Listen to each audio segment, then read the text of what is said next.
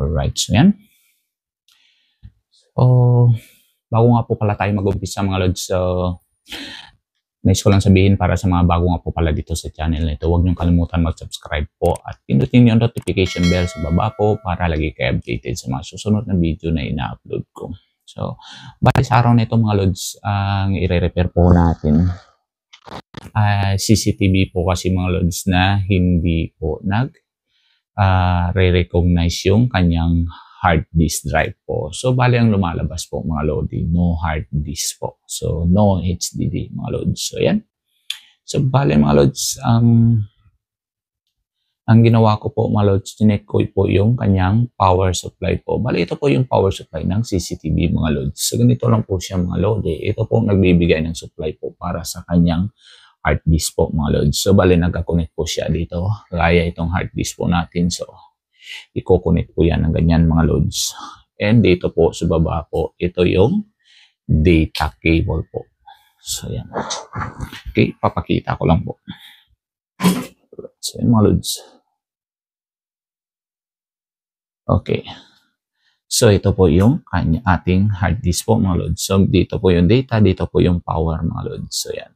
So, bali, ito yung power po mga lods. Isasaksak lang po natin ng ganyan. So, yan. Ganyan na po siya mga lodi. Although kahit sa computer po, ganito din po ang gamit mga lods. So, yan. And ito po yung magbibigay ng power doon sa system po mga lodi. So, yan. So, bali, ang topic lang po natin mga lods, dito lang po tayo sa, ito po yung problema po ng ating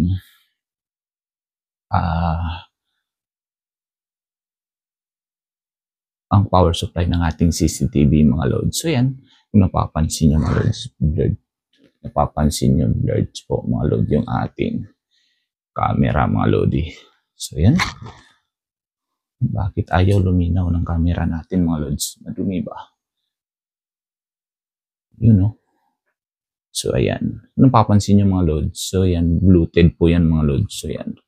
Bali, yung kanyang likod po, Bluetooth na po mga lodi. And ito mga lods. So, label po yan. Label. And ito label. Bali, isa lang po ang Bluetooth sa ating power supply capacitor po mga lodi. So, yan mga lods. So, ayan. So, yan mga lods. Kung napapansin nyo mga lodi. Ito po yung yung CCTV po mga lods. So, bali itong gagawin po natin mga lods for testing lang po mga lodi. So, yung screen po wala na pa tayo dyan dahil may crack po yung screen. So, okay lang po yan dahil ang ating po dito lang po sa HDD niya po. So, yan. Hard disk drive niya po mga lodi. So, yan. Hindi niya po nare-recognize po. So, hindi wala po siyang ano bang tawag dyan mga lods, o hindi po gumagana o kaya't hindi po na babasa yung hard disk drive niya mga lodi. So, yan. Okay. So, bali mga lods, ito po yung CCTV mga lods. Ito po yung decoder mga lodi. So, yan. Samsung po yan mga lodi. Yung kanyang hard disk mga lods. So, yan. And ayan po, mayroon po siyang 500 GB mga lods. So, yan. Kung hahawakan ko mga lods, ayan. Itatapat ko po yung kamay ko sa ibabaw po mga lods. So, hindi po nagpa-function po yung hard disk po. O kaya hindi po umiikot mga lodi. So, yan. Wala po talaga siya mga lods. So, kaya po ganito po yung lumabas po sa display mga lods. So, yan. So, no hard disk drive po mga lodi ang lumabas sa display. Okay mga lods. So, dahil yung CCTV po ay wala po siyang casing mga lodi. So, bali na modified na po itong mga lods. Tinanggal na po yung casing mga lodi. So, yan. Napag-alaman ko mga lods na ang problema niya po ay ito lang po mga lods. Yan.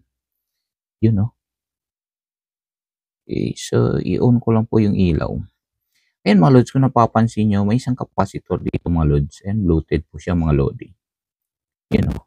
Kumpara nyo po dito. Ayan. So, ito flat po yan. So, ito Bluetooth mga lods. And ito po sa kabila, flat din po yung likod niya. And itong isa lang po ang Bluetooth mga Lodi. So try po natin ipipix po itong mga Lodi. Kita po natin kung gagana ba po yung ating CCTV mga Lodi. Alright, so yan. Itanggalin ko po muna mga Lods. So hindi ko napakita sa inyo dahil wala po akong tagahawak ng camera mga Lods. So yan. Okay. So i-pause ko muna itong video mga Lods. Mamaya pakita ko na lang po sa inyo sa time po na papalitan na po natin yung capacitor po natin mga Lodi. So tara. Hindi na po natin pahabain tong video po natin mga Lods. So tara, umpisaan po natin mga Lodi. Tatanggalin na po natin yung capacitor po natin na Bluetooth mga Lods. So okay, bago po natin tanggalin yung capacitor mga Lods. So maghanap po na tayo ng kaparehas niya na capacitor mga Lodi. So okay, dahil ang kanyang value mga Lodi 16 volt 470 microfarads po mga Lodi. So maghanap po tayo ng kaparehas niya mga Lodi. Okay, 400B. And ito 6.3B.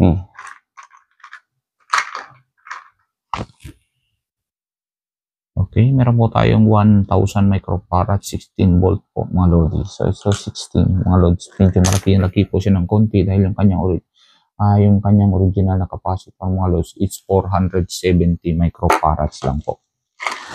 So, try po natin hanapin ng 470 microfarads mga Lods and 16B.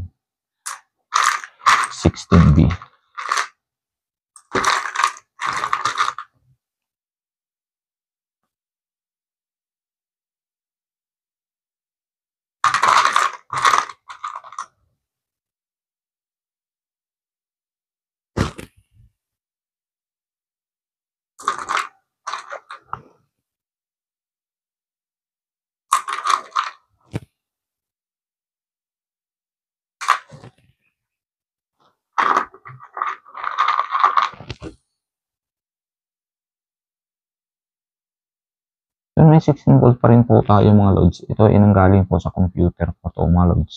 So, yan. Ito sa motherboard po to mga Lods. Pero 1000 microfarad pa rin po mga Lodi. So, yan. Dahil wala po tayo mahanap na kaparehas niya mga Lods. 16 volt pa rin po ang nahanap natin. Kaso lang yung microfarad niya po mga Lods. Yung UF niya ay 1000 UF po ang nahanap natin. At medyo mahaba po siya mga Lods. And yung sa kanya maiksi lang po mga Lodi. So, yan. Okay.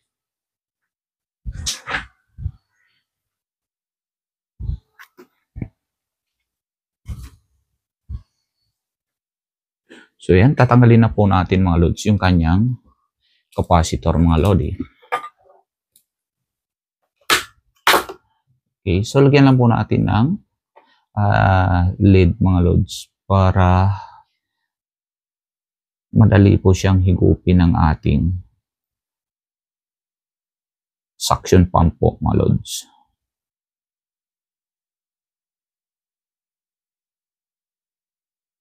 Medyo itong edisyong kasing volt mga Lods, hindi po kagaya ng PCB ng mga Lods, mga radyo po mga Lodi. So medyo madali lang po tanggal mga Lods. So yung mga ganitong PCB mga Lods, medyo mahirap siya ng konti. Kagaya po siya ng mga PCB ng motherboard po ng computer mga Lodi. Medyo mahirap po siyang tanggalin mga Lods. Okay.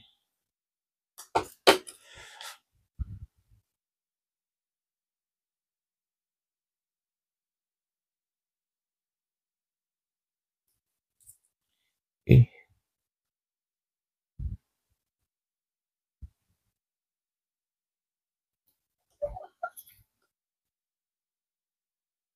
So pag mahirap po magtanggal mga Lodi, tulak-tulak na lang po natin. Saka po natin gamitan ng suction mamaya mga Lodi. Para linisin yung kanyang butas mga Lods. Right.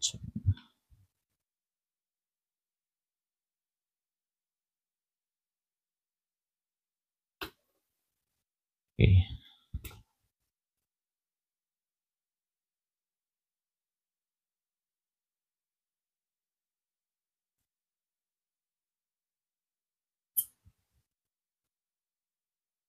So, yan. Hirap po talaga itong magtanggal mga lodi. Parang motherboard po talaga ng computer mga lods.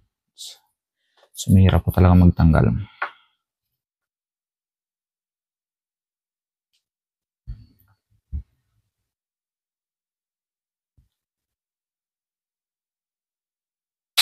Yun. So, yan mga lods. Natanggal na po natin mga lodi. Sana po hindi nasama yung kanyang. Hindi lang po ako sure mga lods kung mayroon po ba siyang yung parang ring sa loob mga lodi. So, try na lang po natin mga lods. Palitan natin mga lodi.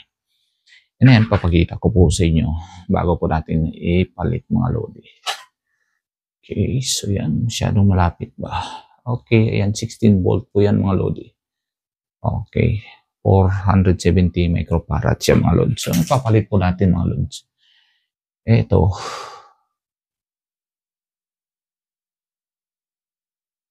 Yun. Yun o. So, yan. 16 volt, 1000 microfarad po yan mga lods. So, ipapalit po natin dyan mga lodi. Okay. So, yan. Dapat i-ano po natin yung capacitor mga lods. Pagpalit po natin, dapat tandaan po natin yung negative at saka yung positive side mga lods. Okay.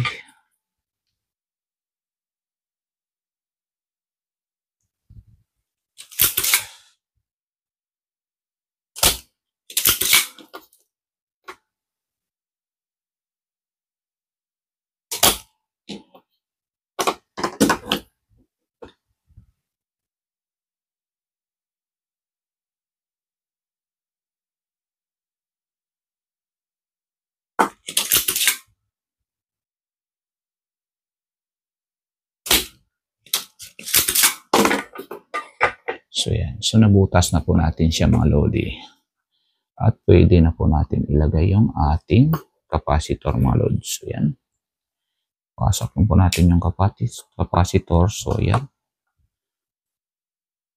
And, lagay na po natin yung ating soldering lead mga lods.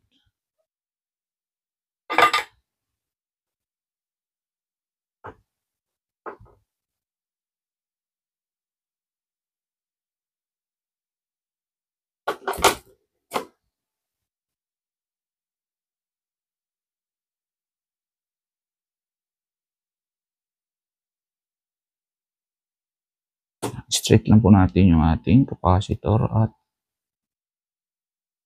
dapat tamang diin lang mga lodi. Yun o. And check din po natin yung iba. Baka mayroon po na nagalaw. Yan. So, yan mga lods. Wala naman po ano. Parang wala naman po siyang ibang sira mga lodi. So, yan.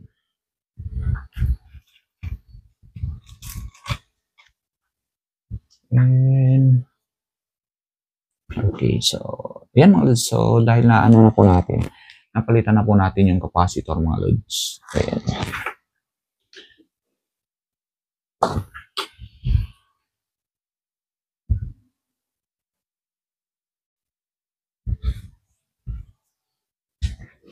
Alright, so yan mga lods, napalitan po natin yung kanyang capacitor mga lodi. And, okay, stiin ko, ready na po tayo para ibalik po natin to sa kanyang tamang lugar po mga lodi. And ito na po yung kanyang hard disk mga lods. So, ilagay na po natin at para ma-test na rin po mga lods. So, tara.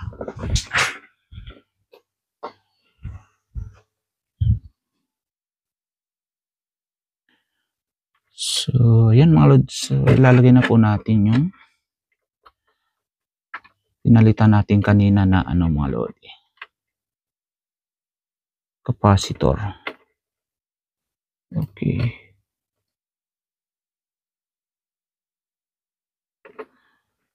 Okay, so yan, diin lang po natin mga lodi.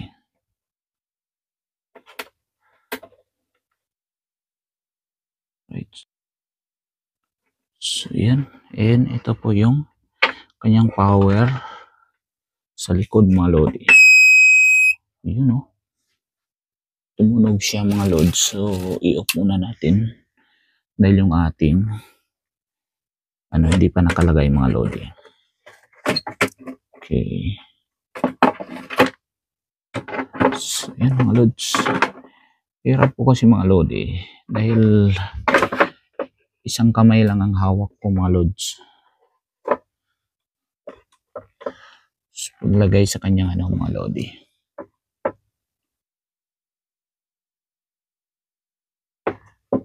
Okay.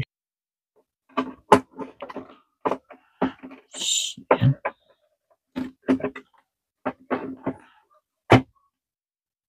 Right, so okay. Eon na po natin mga lods. Okay, so yan, na-on na po natin mga lodi. Suntayin na lang po natin na power. So yan, system initialize na po.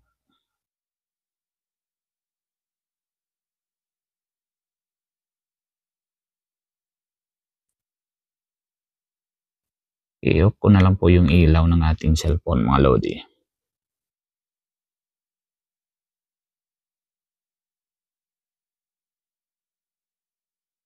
Medyo pangit po kasi yung screen po natin mga lodi. So yan, ginamit ko na lang po ito mga lods pang testing lang mga lods. Alright, so yan. So hintayin na lang po natin mag-start po yung system.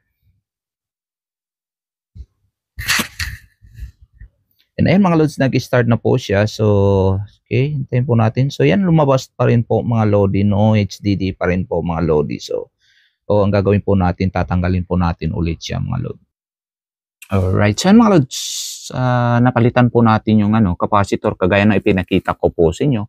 Yung capacitor po dahil hindi po natin itines mga lods. Ayan, nilagyan lang po natin kagad mga lodi. So, may problema din po pala. Yung capacitor na nilagay ko po mga lodi ay sira din po mga lodi. So yan, pinalitan ko ulit ng 25 volts dahil wala na po tayong ibang 16. So 25 volt 320 microfarads na po yan mga lodi.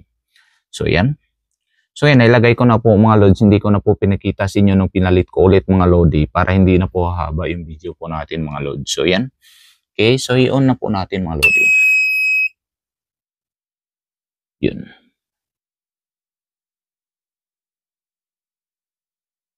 So yan. So bali lumabas na po sa system initialize po mga lods. Hintayin na lang po natin mga lodi. Medyo may katagalan po mga lods.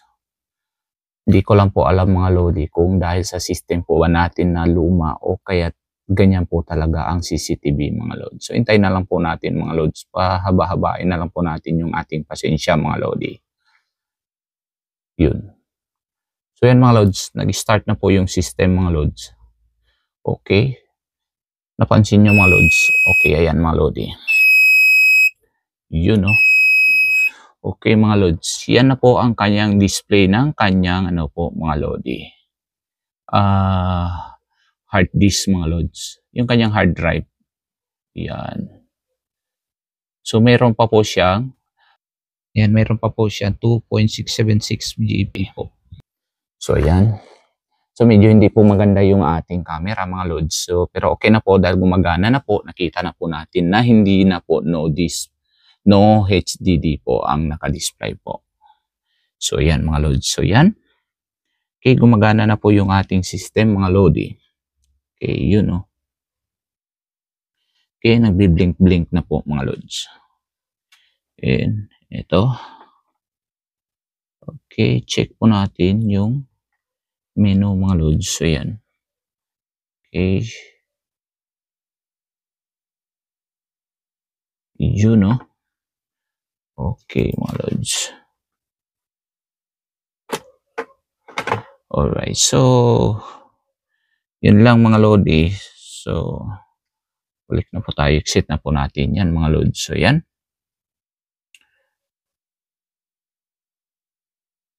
Okay, dahil okay na po.